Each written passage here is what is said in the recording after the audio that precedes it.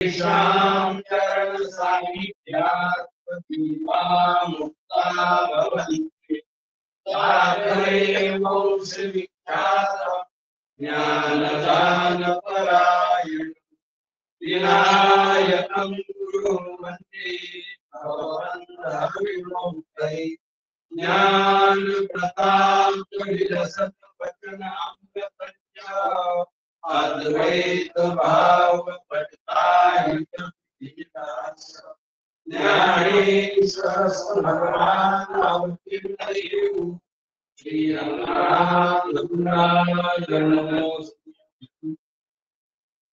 विटंबिले भट दिला पाठीवरी पाठ मोठे जाणून अंतर नसाहेती विश्वंभर तेची करी दान जैसे आईचे वचन मोठे जाणून अंतर नसाहेती विश्वंभर तुका म्हणे देवे पुतना सोशियली दिवे मोठे जाणून अंतर नसाहेती विश्वंभर विटंबिले भट दिला पाठीवरी पाठ मोठे जाणून अंतर नसाहेती विश्वंभर.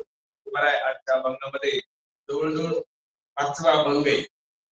गोकुळातलं वर्णन चालू. परमात्म्याच्या जन्माच्या अगोदरपासून तुकारामांनी गोकुळामध्ये प्रवेश केला स्थिती वर्णन करतात नाही का. देवाचा जन्म झालेला आहे, मुलीचा आणि देवाचा, योगमायेचा आणि देवाचा फिरवलेला बदल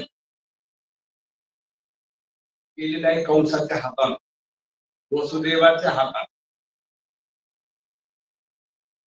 त्या स्थितीपासून तुकोबाराय गोकुळातच वर्णन करतात. फिरविले दोन्ही कन्या आणि चक्रपाणी दोघांना आपला बदल करण्याकरता वसुदेव बाबाला आता बाहेरच्या बेड्यातून मोकळ केले देवानं योगमायेतून आणि बदला बदल करण्याकरता सूचना दिली की मला बदल देवी ते आणि मला तिथे नेऊन ठेवा. त्या योग मायेला घेऊन यायचे. नंतर सगळ्या गवळणीला आनंद झाला. भगवान परमात्मा जन्मलेले पाहिल्या बरोबर वर्णन केले त्या गोकुळातल्या सुखाचं. गोकुळीच्या सुखात पार नाही लेखा. कालच्या भंगामध्ये आणि आजच्या भंगामध्ये आता पुढची स्थिती सुरुवात झालेली ती योग माया कंसाच्या हातून निसटली. आपटण्याकरता घेतली त्यानं, पण ती निसटली हातातली. कारण तिनं सगळे हातात घेतले आणि ती हातात आली तर वारकऱ्यांच्या येते ज्यांचा अहम विश्राम पावलेला आहे, ज्यांचा अहम भाव गेलेला आहे, अहंकार गेलेला आहे, अशाच वारकऱ्याच्या हातात येऊ शकते. नाहीतर इतर सगळे तिने हातात घेतलेले, त्याचा समूळ अहंकार गेलाय. अहंकार गेला म्हणे देव झाला, देह सोडायचा नाही. ह्याचा अहंकार फार भयानक आहे. परत तिच्या लक्षणामध्ये सांगितले या देहासंग कसं राहायचं. विधीपूर्वक ग्रह दारा आणि धन यांचा विधीपूर्वक त्याग करायचा, सोडून नाही द्यायचे. सोडून तर द्यायचे नाही, त्याच्यापासून आनंद घ्यायचा नाही, त्याचा भोग घ्यायचा. इतकं तळतळ राहिले तुम्ही. तुम्ही आनंद रूप आहे का असं जर निश्चित झालं, सद्गुरूनं सांगितलंय तुम्हाला, तर आपल्या मनानं जर तसं वरलं असतं आपण की आपण आनंद रूप आहोत. आता मात्र ह्या सगळ्या माईक पदार्थांचा आनंद मी माईकच आहे आणि आपलं आनंद स्वरूप तर खरं आहे आणि आपल्याला ज्ञात आहे, माहित आहे आणि ते सतत आहे. जग कधी आहे कधी नाही, स्वप्न कधी आहे कधी नाही, झोप कधी आहे कधी नाही, कोणाला माहित नाही. आणि तुम्ही कधी नाही कधी आहे. झोपेत बी तुम्हीच आहेत, स्वप्नात बी तुम्हीच येत, जागृतीत बी तुम्हीच येत. आता त्या तिन्हीला खोटं ठरवलं नाही म्हणून तुम्ही बेजारे, तुमच्यावर आपल्यावर काही प्रसंग तसा बेजार व्हायचा. प्रत्येक आलेली अवस्था ज्याला अनुभवाला आली ती अवस्था खोटी आहे आणि अवस्था ज्याला अनुभवाला आली तो खरा आहे. आणि दोन अवस्था जगाला दाखवत्या. त्या दोन अवस्था बाजूला केल्या ती गाढ झोपीची अवस्था असते त्यात आनंदाचा अनुभव आहे.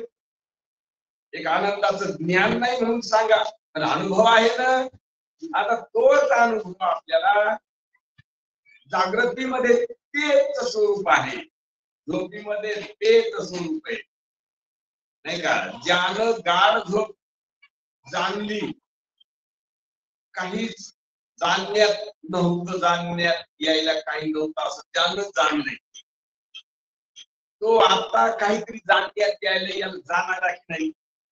आता यावरी गाणे समोर आणि नंतर काल्पनिक येतं स्वप्नामधलं पण ते व्यावहारिक म्हणून येत असलं तरी सुद्धा पण जागृती आल्यावर तर ते काहीतरी ठरतो ना आपण. त्या दोन्हीला समोर आलेले आपल्याला एकाला कुठे धरलं एकाला तसं ठेवून स्वप्न सेव आल्याबरोबर समजून घेतलं म्हणजे ते खरं नव्हतं. भयानक पडून द्या ना स्वप्न. एखाद्या माणसानं हातात काही घ्यावा मारायला आणि स्वप्न जागृत यावं स्वप्न जावा. त्या हातातलं आपोआप पडत का हातातच नसतं पण असतं असा निश्चय असतो त्यात लगेच. आणि मग त्याला पश्चाताप वाटतो का उगाच नाही घेतलं होतं तर झालं हाणलं नाही का. त्यांनी हाणलं नाही का घेतलंच नव्हतं घेतल्यासारखं भाषण होतं. पण बघा जागृती आली कीच कुठे ठरवतो माणूस त्याला कुठे काय घ्यायची गरज. आणि त्याच्या पुढे ध्यानात हे की ते जेव्हा आलं होतं तेव्हा हे नव्हतं म्हणून. अक्कल फिरलीच नाही ना. नाही का आपल्याकडे अक्कल आहे ना अक्कल पण त्या अकलीचा अजिबात उपयोग नाही. आता उपयोग करायचा ना ते इतकं त्यानं बेजार केलं मला हे घेतलं पण तसंच हे आहे का हे खरं आहे तसंच म्हणजे तसंच म्हणून सोडून दिलं का खरं म्हणून ठेवलंय. खरं म्हणून ठेवलंय नाही का. ते खरं म्हणून ठेवलंय आणि हे तर खरं नाही. आता हे खरं आहे का मी खरं आहे. मी खरा आहे आणि पुन्हा आनंद रूप आहे, चित स्वरूप आहे, सत आहे, चित आहे, आनंद रूप आहे अशी आपल्याला आपली स्पष्टता असताना सुद्धा आपण आपल्याला अज्ञात्वानं ज्ञात आहे. आपल्याला आपण ज्ञात नाहीत का. आपण असे आहोत प्रकाशमान आनंद रूप आहोत असं ज्ञान नाही आपल्याला. ज्ञात आहोत पण त्या रूपाबद्दल अज्ञान आहे. ज्या रूपानं आपलं ज्ञात येतात. साधू संतांचं तसं नाही. साधू संतांना आत्मरूप ज्ञातत्वानं ज्ञात असत. आनंद रूप आहे त्याला ज्ञातत्वानं ज्ञात म्हणा. आणि आपल्याला आपण आत्मा आनंद रूप आहोत असं नाही. आपण आत्मा समजत नाही देह समजतो तर आपण आहोत हे समजतो पण देह आहोत आपल्याला ज्ञात आहे पण अज्ञात्वानं अज्ञात आहे. संतांना ज्ञातत्वानं ज्ञात आहे आपल्याला आपण अज्ञात्वानं ज्ञात आहे आणि इतर विषयीला तर अज्ञात्वानं अज्ञात आहे. असे हे घोटाळे. आणि आता तुम्हाला घोटाळे काढता येतात हे घोटाळे काढा बाकीचे घोटाळे काढा. हे घोटाळे काढा बाकीचे घोटाळे पशवादिकात नाही. बाकीचे घोटाळे पशवादिकात नाही. नाही तुमचा हे घोटाळा काय तो बाकीचे घोटाळे खरेच नाही. लक्षात आलं का. रोज ऐकायलो आपण पोथी असंच नाही पण आपल्याला आपली दिलेली बुद्धी त्या बुद्धीचा उपयोग करायला का. काय शब्द सांगायचे संतांचे काय शब्दाचा अर्थ आहे आपण काय ऐकायलो काय ध्यानात घ्यायलो म्हणून असं आहे आपलं स्वरूप आनंद रूपता. ती आनंद रूपता आपल्याला लक्षात नसते. आपण विपरीत स्वरूपावर जागे आहोत नाही तर आता आपण आनंद रूप आहोत नाही का. आणि अशा आनंदाकरता कोणाला हात पाठवायची गरज नाही. असा आनंद आपण आहोत असं समजून ते अहंकार जर केलेला असला तर तात्काळ अहंकार गेला तुका म्हणे देव झाला. असे देव स्वरूपामध्ये आपल्याला राहता येईल. देव स्वरूपात राहणाराला कधी सुख दुःख धक्का देणार नाही. अहम गेलेला असतो समोर काही बी येईल पण धक्का देणार नाही. लागला बी धक्का लागल पण लागलेला धक्का खोटा वाटेल का खरा. नाही तर महाराज साधी गोष्ट नाही. परेशान लोक, धक्का लागलेला म्हणते छातीवर दगड ठेवावा लागतो आणि सहन करावं लागतं. वाट्याला खरं मानलेलं का खरं खरं असलेलं खरं मानलेलं नाही का, अशी स्थिती आपल्याला आजही प्राप्त आहे नाही का. म्हणून आपण सततच आनंद रूप आहोत. पण आता मायेच्या कचाट्यात गेलो आणि ती माया कंसाच्या कचाट्यात आली होती, हातात आली होती. मायेचे पाय धरले दगडावर आपटाई करता कंसाने. यशोदा मातेच्या समोर होती ती माया. कृष्ण परमात्मा जन्मले महाराज थोडं स्पष्ट ऐकू येत नाही, ह्याच्यापेक्षा जरा आणि स्पष्ट ऐकू आलं तर बरं होईल. घेऊन सोडलंय गोकुळामध्ये. देवकीने वाहिला यशोदेने पाळीला असं घेऊन वाहिला. तिथं वाहिल्यावर तिच्या समोर योग माया जन्मलेली होती. तिला उचलून आणलेले वसुदेव बाबानं आणि आणून ठेवली देवकी समोर. सगळे पायात गड्या पायात पडल्या, कड्या कुंप लागल्या. आणि ज्या वेळेला परमात्मा जन्माला आले होते त्यावेळेला हातापायातले कुंप गळून पडले होते, कड्या उघडल्या होत्या आणि बाहेरचे लोक घोरत होते, ते राखणदार होते.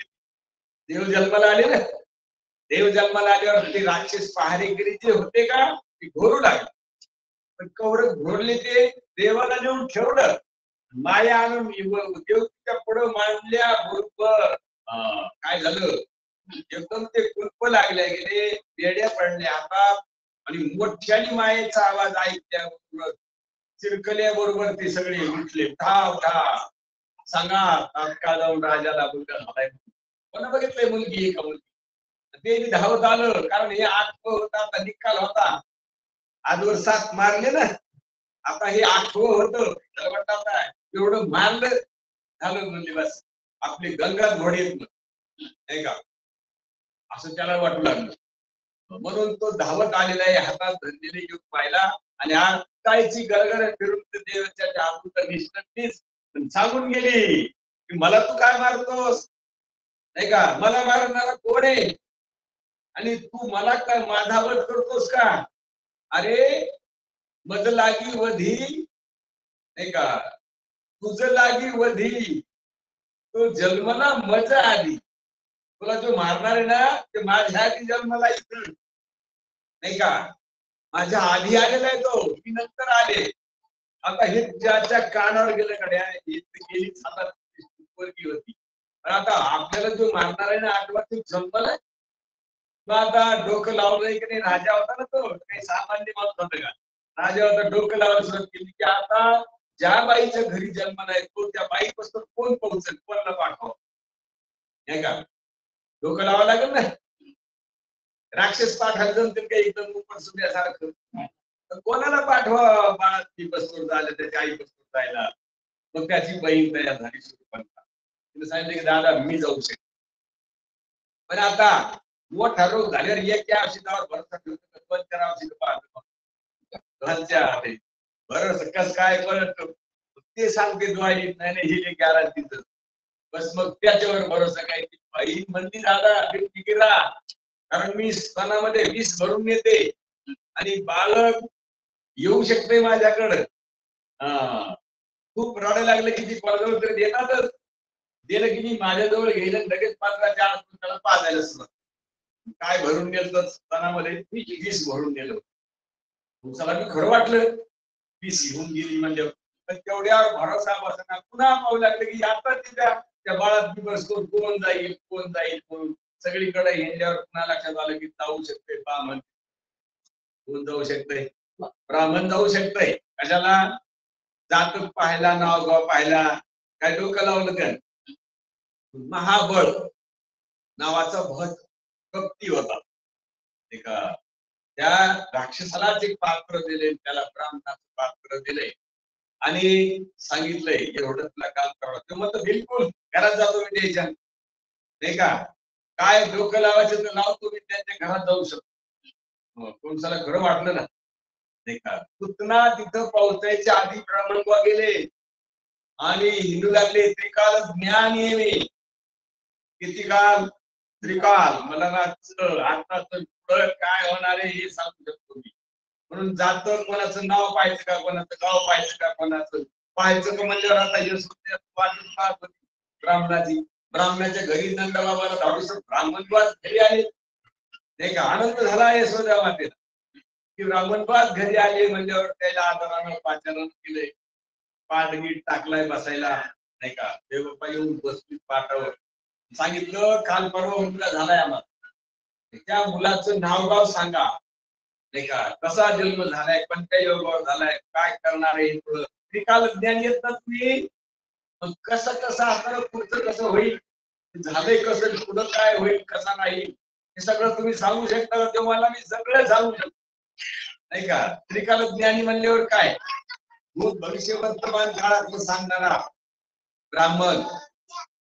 आता त्याला पाठ टाकून बसवल्यानंतर पंचांग खोलले. पंचांग खोलल्यानंतर सांगायला सुरुवात केली. काय सांगायला सुरुवात केली. हा तुमचा मुलगा फार अशुभ योगावर जन्माला नाही का. मुलाचा जन्म चांगला झालेला नाही. दिसायला मात्र सुंदर आहे मुलगा. कारण सगळे लोक आपण कालच्या बघितले काय गवळणी जी गवळण पाहायला येईल ती माग सरकत नव्हती. कारण परमात्मा हा लौकिक शरीर नव्हतं, त्याचं अलौकिक शरीर होत. असं होतं का आपल्या शरीरासारखं शरीर. त्याच्या सगळ्या कृतीत बदल, डोळे कसे, कान कसं, नाक कसं, दात त्याच्या मोत्यासारखे चमकायचे. त्याच्या भोया कशा, पोटऱ्या, गुडघे, मनगट, बोट, नख सगळाच परमात्मा अशा वेगळ्याच दर्जेदार स्वरूपानं. त्या गवळणीने त्या देवाकडे पाहायचं, मागं पाहायचं नाही. काही गवळणी देह विसरून गेल्या की पाहणारी वाटणा मी कृष्ण वाटू लागली. मनातून ज्या पाहू लागल्या का त्या मी कृष्ण वाटू लागले. त्यांना तो मीच आहे. आवळे परब्रह्म आवळे जीवा अने मन राणीवा घर. बस असं घर केलं त्यांच्या मनात. आणि तुम्हाला आम्हाला आपण योग्य नाहीत म्हणून सांगा पोथी ऐकायच्या. सद्गुरूच्या पुढे बसायच्या लायक नाहीत आपण. नाही तर सद्गुरू म्हणतात तुम्ही आत्मा आहे, तुम्ही राम आहे. एक हरी आणि आत्मा आणि जीव आणि शिव आणि सम हे ज्ञानोबरायचं बोलणं आपल्याला झेपत नाही. लई गरीब येत आपण घरचे. कधी कधी जप नाही, कधी राम राम नाही, कधी मुखात नाव नाही, कधी निष्काम भाव आहे का. इतकं तितकं करीत असतो. देव देव काय भेटाय करता का देव भेटाय करता. मग काय नाही होणार. म्हणत येते करीत नाही का भक्ती आपण नाही का. दिवे लावतो देवासमोर, उपासक असतो, पूजा करतो, झाडझूड सगळं करतो आपण देवाचं. कशा करता करतो. पाठीमाग घोटाळा आहे. भाव निष्काम आहे का सकाम. निष्काम भाव असल्यावर देवाचं देव स्वरूप दाखवित असतो. तो गवळ्या घरी नाही का असा परमात्मा देव. काय त्या गवळणी भावयुक्त होते महाराज. पाहिलं देवाकडे की त्या माग पाहिलं. माग पाहिल्यात काय देह विसरून गेल्या. देह भाव हरपला तूच पाहता विठ्ठला. परमात्म्याला पाहिल्याबरोबर महाराज कारण महाराज म्हणजे मी तिथं होतो. तिच्या हाताला धरून जर माग वळलं तर माग येत होती, नाही तर तिच्या दुसऱ्याला पाहून येत. अशी स्थिती झाली होती गोकुळामधली. आता असा परमात्मा हे मुलांकडे चांगल्या योगात जन्मलं नाही हे ठरावी. आता याचं मी जे काही सांगणं होतं ते कसं नीट आहे का. याचं मी सांगणं हिशोबानं बरोबर होतं. कारण हे काय म्हणणार हा सगळ्या गावात चोऱ्या करणार आहे. पण कशाच्या करणार आहे. पैशाच्या का धन धान्याच्या का हे दुधाच्या हे नाही सांगितलं. त्याच्या चोऱ्या करणार, एकटा पोट भरणार, त्याला खाऊ देत नव्हते त्याला खाऊ घालणार. त्याच्या घरी होते होते दोन्ही पण त्याचे मायबाप विकायला नेत होते त्यावर. आणि चटण्या आणि धोले मिरच्या चटण्या नेत होते. त्याने यायला खायला भेटत तर ताक भेटत होत. डोळ्यांची ताक बघती रे काय पोरे चांगली घुरट वास यायचा त्याच्या अंगाचा. आंघोळी करीत ताक प्यायला होतं. त्याला चांगला माल पुढे जात होता. चांगला माल मथुरेला जायचा. कंसाच्या राज्यात गोकुळातला कारभार आहे ना हा. सगळा माल गोळणी भरून न्यायच्या मथुरेला न्यायच्या. आणि तिकडे जरा डबर रोटे आणायचं, तोस पाव नाही का, चांगला माल जायचा. आता देवाने काय केलं, त्याच्या घरचा माल त्याच्या लेकराला खाऊ घालता. याच्या घरी कधी होतं का? किती लाख गाई होत्या देवाच्या घरी नाही का, 9 लाख गाई होत्या. मालकच तोय. एवढ्या लाखाला यशोदा मातेनं कानावर धरायचं, काय येऊन का घरी कशी चोरी, काय घरी आपल्या कमी 9 लाख गाईचं दैत्य, काय येऊन का घरी कशी चोरी. देवाला म्हणत होते कान धरून, किती बार सांगत ते ना ऐकशी हरी नाही का, किती सांगत तू ऐकत नाहीस. घरू जाता पळून जातो तुम्ही, घरायला जावं तो देव प्रवासी चिटकून जात होता येतो त्याच्या हातात, पत्ता लागत नव्हता. आपल्या घरी काय कमी आहे, चोरी करीत होता तो घरच्या करता करतो, त्याच्या करता त्याच्यात घरचं त्या खाऊ घालायचं नाही का. आणि त्याला सांगितलं हा सगळ्या गावात चोरी करीत, पण काय पटवलं कधी अजून. पण निसतात चोऱ्या तुम्ही सगळ्या या विचार सगळ्या बाया बिघडून टाकील लागलं नाही का. आता एक त्याचं चुकलं, कारण बाया बिघडल्या सगळ्या नीट केल्या होत्या, त्याच्या अंतकरणातलं काम काढून टाकला होता, सगळ्याचे मनात राम धरला होता. का गवळणीला काम धंदा सोडून सासरवासीला देव पाहायला भेटावं वाटत होत, कारण देव पाहिला की मी देव हे वाटत होतं त्यांना. काय वाटत होतं, त्याला नवरा आवडन का लेकरू आवडन का संसार आवडन. संसारात माणसाला माणूस वाटतं का देव वाटतं. माणूस वाटतं, माणूस वाटतं तर जन्मणार मरणार वाटतं का कोहळती राहणार जन्मणार मरणार वाटतं संसारात. आणि त्या संसारात सगळ्याचे मुंडके खुपसले आणि भक्ती त्याच्या करताच करायला म्हणजे कशाला डोंबलेला देव भेटत का, कशाला वाटण देव मी म्हणून अशी स्थिती होते नाही का. म्हणून त्यानं सांगितलंय सगळ्या बाया ज्या विचार करी 3 काम मोठाले करणारे, पहिले काम करणारे सगळ्या गावात चोऱ्या कोणाच्या घरचं करणारे, कशात चोरीच.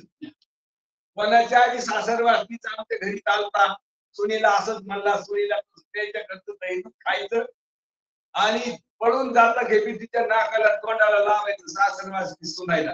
सासून पाले तिला म्हटलं तोंड खालच ना, हा घोडणे लहानेच का तू, त्याच्यावर आळ घाल ते तोंड भरलेले तो, आणि कोण लाईत होत, देव लावित होता नाही का.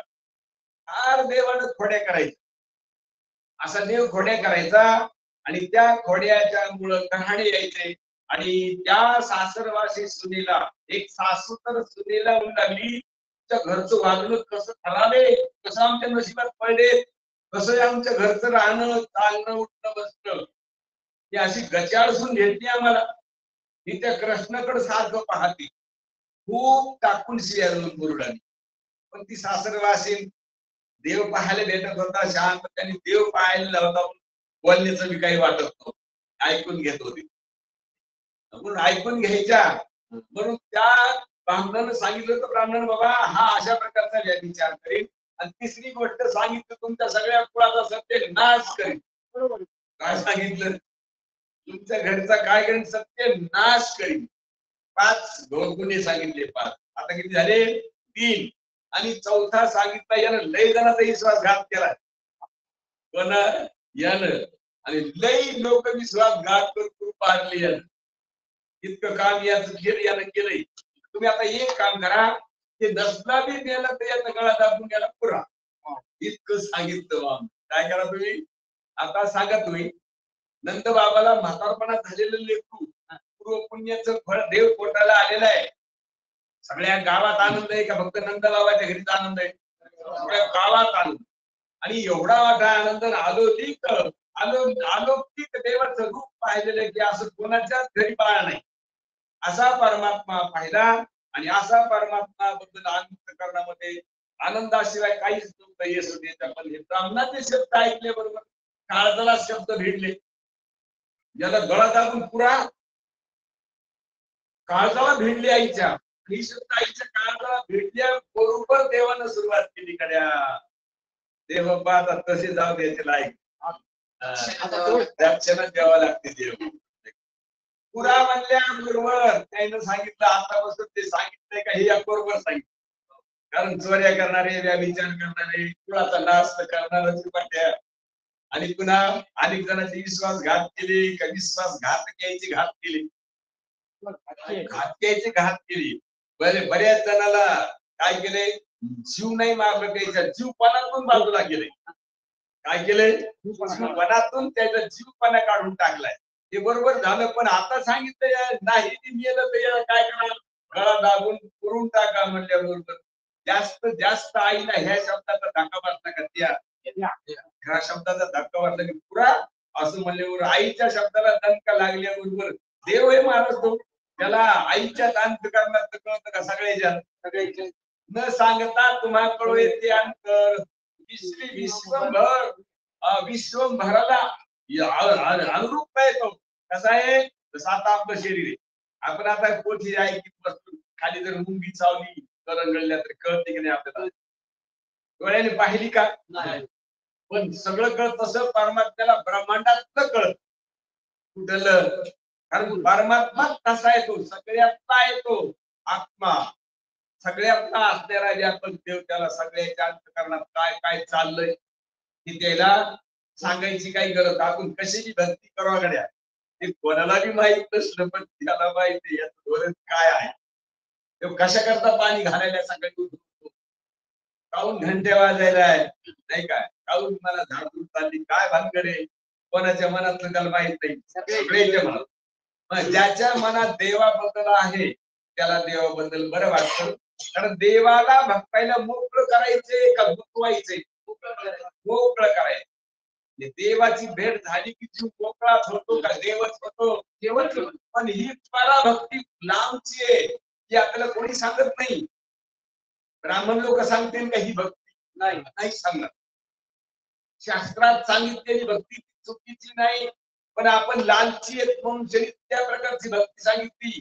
एकूण जर ऐकतच नसलो का काही म्हणते चॉकलेट तू घे एवढं आनंदी मला, असं चॉकलेट दिले तर मला संसाराचं धन धान्य, आयुष्याची वृद्धी, धनात धन धान्य घरात बापानं ठेवलंय का, अदृष्ट घेऊन आला देव देईन तुम्हाला. अदृष्ट घेऊन आले, प्रत्येक माणूस अदृष्ट घेऊन आलेला. संतती आणि संपत्ती, संताचा संघ जर केला इमानदारीनं तर दोन्ही खोटे बरोबर आहे, दोन्ही बी खोटे. संतती तुमची का आत्ता, संतती समोर असताना जीव जाऊ शकतो का घरी नसल्यावर समोर जाऊ शकतो. पोरगा असून दोन जर असले तर दोन चार पोरं डॉक्टर असले तर मग काय तुम्हाला मग वाजे तशी लेकरवाडे कधी वाज येतो नाही. अरे लेकर डॉक्टर आहेत चारी नाही का, असं एक झालं की यावर कीर्तनाला मी 4 पोरं आहेत महाराज, त्याच्यातल्या 4ही पोरं डॉक्टर आहेत, 2 सुना डॉक्टर आहेत, 2 सुना मास्तरनी आहेत, म्हणजे सगळं घर सर्व्हिसला आहे. आणि एक काय त्याच्या हातात डॉक्टरच्या आईचा हात, इकडचा हात एका डॉक्टरच्या हातात घेऊन मी डॉक्टर, आणि कव्हा आईची ज्योत मालवली कोणाला पत्ता नाही का, आहे का नाही संतती आईला. आता संतती असताना तर आईची समजूत संतांचं ऐकून जर नित्य झालेली असली तर परमात्मा प्राप्तीला गेली आहे. आणि जर समजूत गदळ असेल, मी एक डॉक्टरची आई आहे, मला एवढं मोठं वैभव आहे, महाराज त्याच्या घरी झाला लिफ्ट आहे, दरवाजा नाही, मला त्यांनी घरी गेलं होतं कीर्तनाला गेलो, मी लिफ्ट नंबर गेलो 5व्या मजला नाही का. आता तिला जर मजला ध्यानात असला नाही का, तर आता ती सपुत्री आहे का निपुत्री कशी झाली कळत का हे नाही का. आपण म्हणून तर नेहमी देवाचं नाव घेतलं पाहिजे, आणि कोण्या देवाचं जो देव आपल्या अंतःकरणात साठवलाय आपण, कोणाच्या गणपती, कोणाच्या भगवान शंकर आहे, कोणाच्या विष्णू आहे, कोणाच्या सूर्य आहे, कोणाच्या देवी आहे, ते सगळे एकाच देवाचे रूप आहेत. कोणाच्या ध्यानात टीव्ही आहे, कोणाच्या पंखा आहे, कोणाच्या लाईट आहे, कोणाच्या काय, तरी पण सगळे लाईनवरच चालणार आहे. कशावर, सगळ्याला लाईनच लागती का काय लागतं. तसे सगळ्या असणाऱ्या ब्रह्मांडातल्या त्या देवाच्या अवताराच्या राशी आहेत. तुम्हाला म्हणतात अवताराच्या राशी, हा उभा विटेवरी असं ते देवाचं रूप म्हणून. पण त्या ज्या देवाच्या मनात अंतःकरणात घर असून त्याचं नाव नेहमी घेत राहा, तुम्हाला ह्या जाळ्यातून बाहेर पडता येईल नाही का, नाहीतर बाहेर पडणं शक्य नाही. लक्षात घ्या. म्हणून या बाहेर पडायच्या कक्षेमध्ये आता जर आपण आलो आणि आपण ध्यानात जर घेतलं तर आपण पार पाडू शकतो. असं आत्ता वैभव मनुष्य त्या जीवातून प्राप्त आहे, नाही का. आणि त्या वैभवाला बाजूला करण्याकरता संत संगती फार महत्वाची, नाही का. आणि त्याच संत संगतीच्या कक्षेत जर आपण गेलो तर अहंतकरणातला अहमपणा निवृत्त होतो. देहाचे कोणते धर्म माझे नाही का, देहच मी नाही, देहच मी नाही. मग याला धरून काय सुख भोगावं कुठले, खोटे छेदते का खरे, कशातला विषय सेवन करावं, खोटाच विषय. आणि सेवन करूच तर जिलेबी पोट भरूच तरच पोट लागते का कौर करी, पोट भरल्यावर आर्धी काळी घेत नाही तो, नाही का. एका माणसाला ही थोप आली दिली आणि ते घेऊच लागलं. मग पुन्हा म्हणलं भात आणा भात, ते वाढणार म्हणजे ही थोप आलं ते काय भात, तू म्हणला त्या जिलेबीच्या माझा ते खिचडी करणार आणतात का. आता कुठं जाईल भात येऊन त्या खिडीमध्ये जाईल, नाही का. म्हणून पण गोड लागेल ती का, ती गोड लागणे म्हणून कोणताच विषय गोड लागू नये, कारण का त्याच्यामध्ये काय नाही, आनंद नाही, भासमान येते. असं आपलं वातावरण जर आपण आता बोलून ठेवलं तर आपल्याला कोण्याच देवाकडे जायची गरज नाही. असं आपल्याला सद्गुरूकडून वरदान मिळालं की आपल्या देवाची भेट होते. देवाची भेट होते का, देवच होत असतो आपण. घरचे दुबळे गरीब करीत नाही आणि केली तर धोरणानं करतो. दुबळेच नाही काय तुमच्या जवळ, तुम्हाला जर उद्या म्हणलं भाऊ 2 ताळाची बिल्डिंग बांधा तर तुमचं आहे का काही. आणि मोक्ष आपण तुम्हाला आता दुबळे म्हणजे तुम्हाला जर तुम्ही देव आहे तुम्हाला माणूस आणि कधी दुबळे नाही म्हणत. हा नाही ऐका, तुम्ही म्हणल्याबरोबर अजातवादची करू शकता का. अध्यात्माची मार्गाने ते मार्गाने आहेत, मार्ग जाऊन प्रत्येक माणसाला परमात्मा आहे म्हणजे जमतं का. दुबळे नाही तर कसे तुकाराम सुद्धा म्हणतात, तुका म्हणे दुबळी कोण कोण गेले वासुदेवासी विसरली का, नाही का. असा देवपणाला स्वीकार नाही करता दुबळी झालेली मंडळी, नाही का. आणि अशी दुबळी झालेली मंडळी असल्यामुळं त्यांना कळणं काही आगाज नाही, कारण त्यांना देवाचा जसा भाव आहे ते सगळं त्याला कळतं. तसं आपल्याला बी कुठेही काही झालं ते कळतं की नाही. जरी भरा आपण आहोत तसा देव सगळ्या ब्रह्मांड भरू नये, आपली कशी भक्ती झाली ही त्याला कळणार नाही का, नाही का. मग त्या शब्दाला ब्राह्मणाच्या शब्दाला लक्ष गेल्याबरोबर हे शब्द पुरा म्हणायला, हे पुरा म्हणायला म्हणल्याबरोबर देवाला बसल्या बसल्या खुनी त्या पाठावर बसलं होतं का चौरंगावर, त्या चौरंगाला पहिल्यांदा खुनी. आता ते चौरंग चुकून नाही का वर केलं झालं तसं वर केलं तसंच वर केलं पाठीवर पडलं. पाठीवर पडलं पण चौरंगाला सांगितलं पाठीवर पाहिजे तसंच चिटकून बस, पुन्हा खाली येऊ नको. चिटकला महाराज चौरंग आता भर लागला पाठीला चिटकलं. आता चिटकल्यावर देवपची काय दशा झाली असते, नाही का. प्रत्येक वस्तूला खुणवलं, कोळपाट बेलणे पळ्या उंटणे कोकण्या जेवढे होती कसं मारणारा तेवढा सगळा भडाभड त्याच्या पाठीवर आणून लागला. काय दशा झाली महाराज. आता त्या ब्राह्मणाला वाटलं ह्या घरात थांबण्यात काही मजा नाही का, म्हणून त्याला वाटलं आता बाहेर पळून गेले बरे का थांबलेलं बरे. पळून गेले महाराज.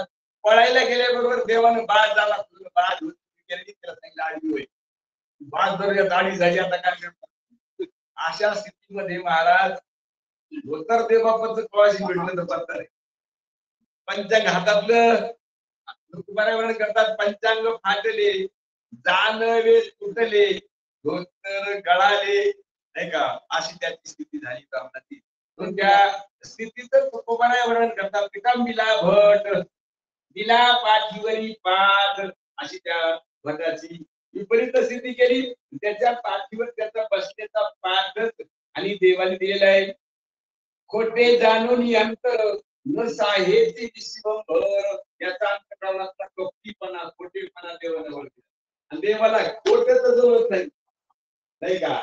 देवाला खोट जमतच नाही, देवाला लागतं खरं. आणि यानं आतापासून सांगितलं खरं, पण इथून पुढे जे काही सांगितलं याला गळा टाकून काय करा, मारून पुरून टाका, हे सांगितल्याबरोबर देवाला हेच कळलं झालं. ब्राह्मणाला सुद्धा अशा प्रकारच्या शिक्षेला त्या ठिकाणी पात्र केले. खोटे जाणून अंतर न साहेब शिवभर. पुढे म्हणतात तेची करी दान जैसे ऐके वचन.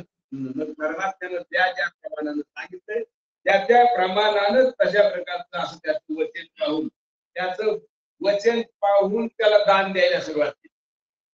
काय स्थिती झाली असेल त्या काळच्या ब्राह्मणाची त्याची त्यालाच माहिती अशी स्थिती झाली. आता पहा ना, एवढ्या मोठ्या मान सन्मानानं बसवलेलं देव बाप्पाला घरी पाठावर आणि अशी स्थिती झाली म्हणल्यावर काय वाटत असेल त्यांना सन्मानित असणार पात्र.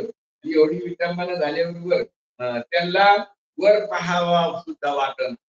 कारण आपली काय लायकी, आपली गोष्टी काय आणि काय ह्या सगळ्या देखत मार खावा लागला. पण मार खावा लागला तर सजीवाचा का निर्जीवाचा? निर्जीवाचा खावा लागला नाही का. निर्जीव वस्तू घेऊन हाणल्या, सजीव माणसानं हाणलं तर शोभल. ते निर्जीव वस्तू पाठी फडाफड वाजू लागल्या. किती अपमानास्पद झाले की त्यानं सगळ्याला कळायला की यांनी सांगितलं ते सगळं त्रिकाळ ज्ञानी का सगळं खोटा आहे की असं त्याचं कपटपणा उघडा पडला ना. ते मारामारी हाणामारी झाली असती तर कपटपणा झाकलेला होता तो उघडा होता. आता उघडा कशाने पडणार? हा, ह्या सगळ्याच्या मारानं त्या क्रियेनं सगळा कपटपणा उघडा पडलाय. आणि उघडा पडल्यामुळे त्याची खूप देवानं फजिती केली. फक्त आता ब्राह्मणाच्या वेशामध्ये होता त्याला जीव मारता नाही आलं देवाला. जीवपणा पण नाही काढून ठेवला. म्हणून पुढे तुकोबाराय म्हणतात, तुका म्हणे देवे पुतना स्वशीयली जिवे त्या पाठीमाग होतीच. कारण ते दोघं सगळं झालेले होते. आता देवानं पाहिलं खरं गिराईक पुतनाच होत. पहिलं गिराईक कोण होतं? पुन्हा होती खरी. पण पुतणीच्या आधी भविष्य पाहायला आलं हे वाड्यात, ती माग होती. अशा भविष्याचा घटाटोप झाला तिचा घटाटोप चालला असताना देवाला पुतना सांगावं लागली की गावात आली म्हणून. नाही सांगू त्याला अंतर ज्ञान कळलं की हे आता काय घेऊन आली? आपल्याला शिदुरी घेऊन आलेली आहे नाही का. शिदुरी घेऊन आली म्हणजे शिदुरीची आशा लागली देवाला पाहायची कशी. म्हणून ब्राह्मणाची अशी फजिती झाली का म्हण बाजाला ओलांडून पळून गेलं. आणि पळून गेल्यावर देवाला सगळ्याला आज्ञा केली आता जाऊ दे, आता गेली ना ते बाप्पा जाऊ दे आता. तर आता हे गिराईक आलं. हे गिराईक आलं म्हटल्यावर देवाला वाटतं हे गिराईक वाड्यात कसं येईल. म्हणून जे मोठ्याने रडायला सुरुवात केली देवाला. रडायला सुरुवात केल्यावर एक गवळण दुसरी गवळण तिसरी गवळण देवाचा आवाज ऐकल्यावर पुन्हा वाडा गच्च भरला. आणि गच्च भरल्यावर देवाचं रडणं काही थांबलं. तिच्या जवळ ती, हिच्या जवळ ती, हिच्या जवळ ती. आता ही सुरूपण खा अकरा राक्षसी होती ती. राक्षसी होती ती. पण राक्षसी होती पण इतकं मन मोह धारण केलं तिला की साध्या माणसाला ती ओळखू यायचं शक्य नाही. पण त्याच माणसाला फक्त ओळखू आणि देवालाच पाहून का न पाहून न पाहून सांगून का न सांगून न सांगता तुम्हा देवाला लक्षात आल्याबरोबर सारखं इथं वाड्यात यावा. सगळ्या बायाचा घोळ कसा कवाच्या बाया प्रवेश केला येईल तर कोणालाच पत्ता लागू द्या. कोणाच्या घरची पाहुणी करावणी काही मिळ नाही. आल्या बरोबर आल्याबरोबर कोणाजवळ देव राहिला हो. सगळ्या गवळणी देवाला इकडे तिकडे केल्या पण कोणाजवळ राधाजवळ सगळ्याजवळ सगळ्या देव काय रडतात थांबला. सारखा देव रडूच लागला. आता काय करावं एकदम काय झालं असं नाही का.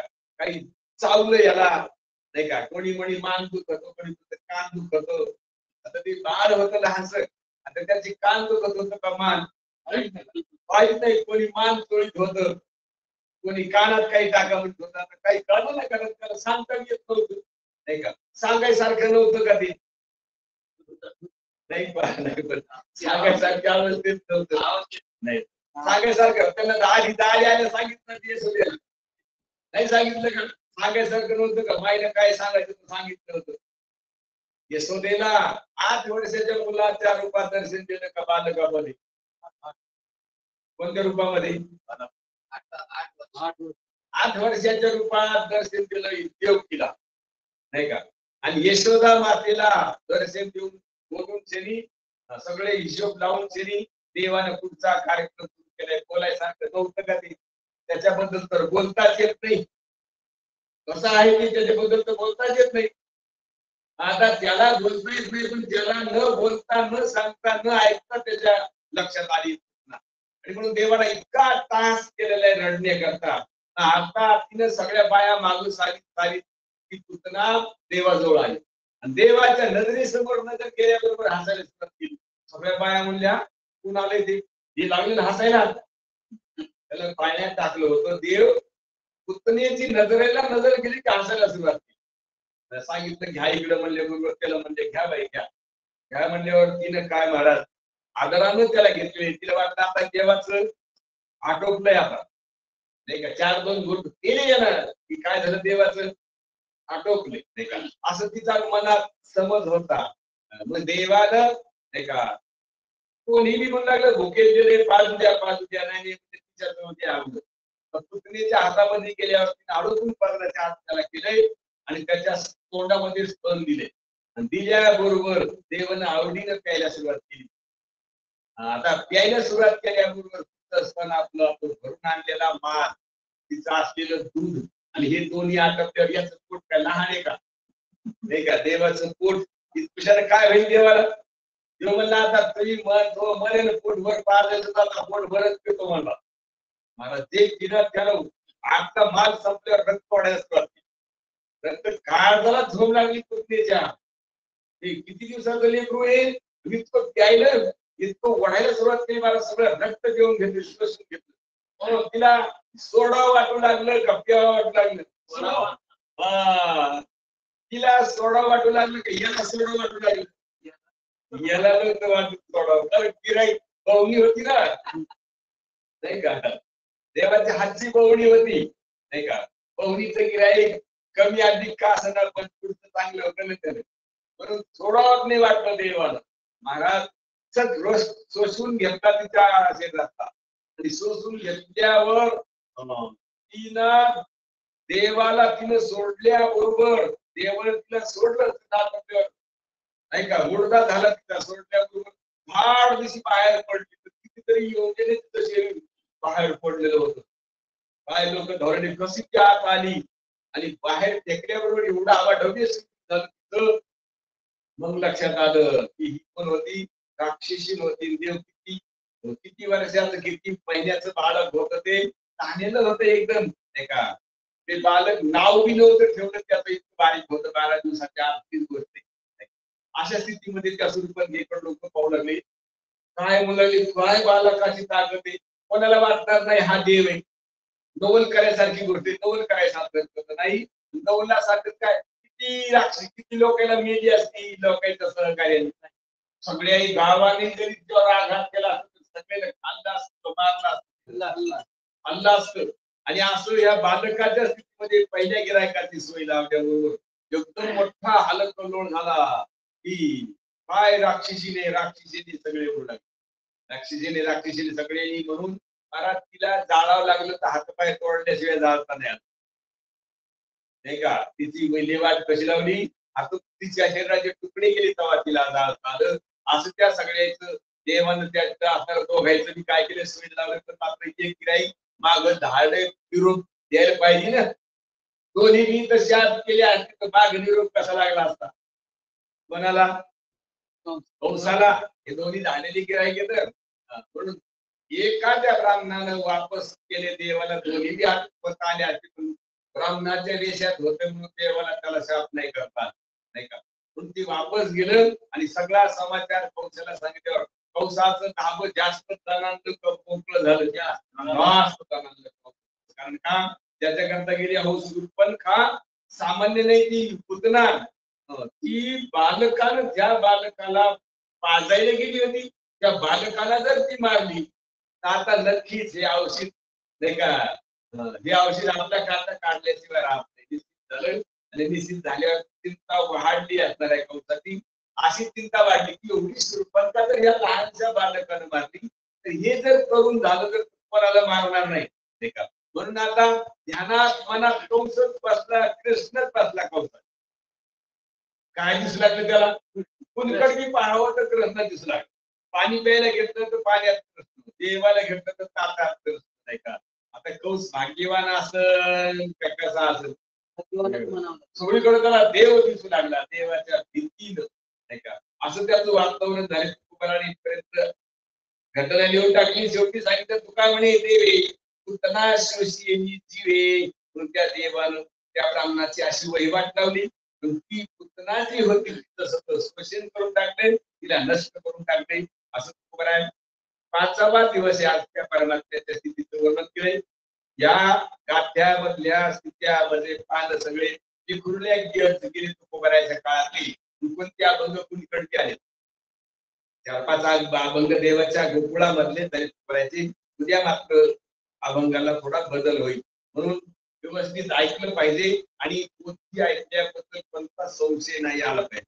इतकं नित्तळ आपल्याला कोणी सांगणार नाही आणि नित्तळ कोणी सांगणार नाही. ते नित्तळ भक्ती करा म्हणतो आणि नित्तळ देवी प्राप्त करून घ्या आणि तुमचा समोर आता आलेला संसार पूर्ण खोटा आहे. कसा आहे तो? अजिबात खरा नाही. त्याचा तुम्ही आश्रय घेऊ नका. कारण तुम्हाला भेटलाय माणसाचा देह. माणसाचा देहाची किंमत या ब्रह्मांडानं होत नाही. महाराज ब्रह्मांड पूर्ण कोणी दातातले कणा इतकं नाही आपल्याजवळ ब्रह्मांडाच्या तुलनेनं. एवढ्या ब्रह्मांडाच्या तुलनेला मनुष्य देह सिगेला पुरतो. कारण मनुष्य देह बरोबरी ब्रह्मांड करू शकत नाही. एवढा तुमच्याजवळ खजिना आहे आणि त्या खजिन्यानं देवाची व्यवस्थित भक्ती करा. मोक्ष मागा, संसार मागू नका. आणि मोक्ष मागितला तर देव तुम्हाला मोक्ष देऊ शकतो. संसार मागितला तर संसार देऊ शकत नाही. आणि तुम्हाला होणारे नातू लेकरं बाळ ते ठरलेलं आहे गड्या. निश्चित ते होणार आहे. ते होणारच आहे. कशाला त्याच्याकरता देवाला बी मागता, देवाला बी त्याच्याकरता काऊन बेजार करता. ठरलेलं आहे. तुम्हाला जे भेटणार आहे का जशी सुनबाई भेटताय तशीच भेटणार. चिंताच करू नका. जसे नातवंड होणार आहे तसे ठरलेले. तुम्ही केले का नातवंड? तुम्ही तुमचे पोरं तयार केले का? आदर्श घेऊन आलेले झाले पुढे. लक्षात घ्या. इतका तर संपल घ्या. चहा हालून केलेला बरा राहतो का कसा बी केला तर सारखाच असतो. खाली कुणाला घट असतो ते काय वराले का खाली घटावर पातळ कुठला बी घोट घ्या म्हणजे कुठलाही संसारात शंपन घेऊन पहा सगळं असाच आहे. पण या आपल्या आई बापाला सुद्धा आई बापानं तयार केलेलं नाही. देवानच केलेलं आहे. आणि आपले आई बाप आपल्या आजा आजीला ते भेटले ते आदर्शाने भेटले का कबईन आणि आपल्याला किती तसे आहे. म्हणून गड्या संसारा करता मोक्षात नाश करू नका. नीट देवाची भक्ती करा. साधू संत आपल्याला सरळ मार्ग शिकवतात. आपल्याला शास्त्र जे सांगते ते आपल्याला कोणी समजून सांगत नाही. कशा करता उपवास आहे, तीर्थयात्रा कशा करतायत, दान धर्म कशा करता करायचा आहे, जप कशाला करायचंय कोणी नाही सांगत आपल्याला. एकमेकाचं पाहू करायलं का विचारपूस करून करायलं. एकमेकाचं पाहून चाललंय आणि एकमेकांचं पाहून गेल्यानंतर इतकं संतांना विचारा. नाहीतर तुम्ही पुण्यवान असताल तर शास्त्र पुढे घ्या, शास्त्र कळून घ्या. तुम्हाला ज्ञानोबरायने सांगून दिलंय सर्व सुख गोडी 6 शास्त्र निवडी. निवड्यो रिकामा अर्ध घडी राहू नको. माणसाच्या जन्माला आलास ना अर्ध घडी पण 6 शास्त्र आहेत नाही का. 6 शास्त्र निवडा. 6 खालीवर करून तुम्ही जर बुद्धिमान असताल तर. नाही तर मग संतांच्या शब्दावर भरोसा ठेवा. सरळ संत तुम्हाला फसवीत आणि बाकीची फसविल्याशिवाय राहत नाही. आपली आईनं फसवली आपल्याला. लेख म्हणली ती. कोण म्हणली ती? आई. महाराज म्हणतात तुम्हाला लेख हे म्हणून आणि करून गेली तुम्हाला तसं ठेवलं. लेख मरूस तर तिने लेखाच्या मागून मारायला पाहिजे होतं का आधी. त्याच मारा तिनं लेकरू आहे ना त्याचा खडी पसवर सांभाळ करा मग माहीत मारा. हिशोबात बसेल का? नाही बसणार. तिचं जन्म अगोदर झाले नाही की आज कुदरत जाणार की नाही. शरीरात वय अगोदर संपणार. करला तसं ठेवून चालली काय सगळं घेऊन चालली तसं ठेवून चालली का. आणि ते लेकरू नाही ते आईचं लेकरू नाही आणि त्या लेकराची ती आई नाही. कळत का हे? कळत का नाही का? कारण आई जीव रूपानं आहे शरीर रूपानं नाही. आणि मुलगा बी जीव रूपानं का शरीर रूपानं? जीव रूपानं. मुलगा जीव रूपाने आणि त्याचं शरीर आहे ते जीव रूपानं नाही ना. आणि त्याचं शरीर आईच्या शरीराचं लेकरू आहे. त्याचं शरीर आईच्या शरीराचं लेकरू आणि आईच्या शरीरातला जीवन मुलाचा जीव हे होऊन जाईल. पण आता महाराज हे आपल्या लक्षात येण्याकरता देवाची मंदिरं बांधली, खूप देवाची पूजा करा, निष्काम भावनेनं करा. लवंगा खा केवळ त्याच्या रूपात घरा, खडीसाखर खा, पण देवाला म्हणा देवा हे आमचं पुढं उभा, काय झालं हे आमच्या पुढं काय साखळी होता देहाचा विसर पाडी मज. म्हणून माय बापा तुम्ही ऐकत जा आणि ऐकल्याबद्दल काही वेगळा परिणाम मनावर होऊ देऊ नका. कोणी सांगणार नाही तुम्हाला, असं सांगून गेले संतच फक्त, आणि त्या संतांचं कठीण करायला म्हणावं लागलं घड आई संत भेटली परी जगतेची करुणा केली. तुकोबाराय म्हणतात, तुका म्हणे देवे पुतना सोशियली दिवे, खोटे जाणून अंतर न साहेब विश्वभर कुंडली कर हरी श्री ज्ञानदेव तुका.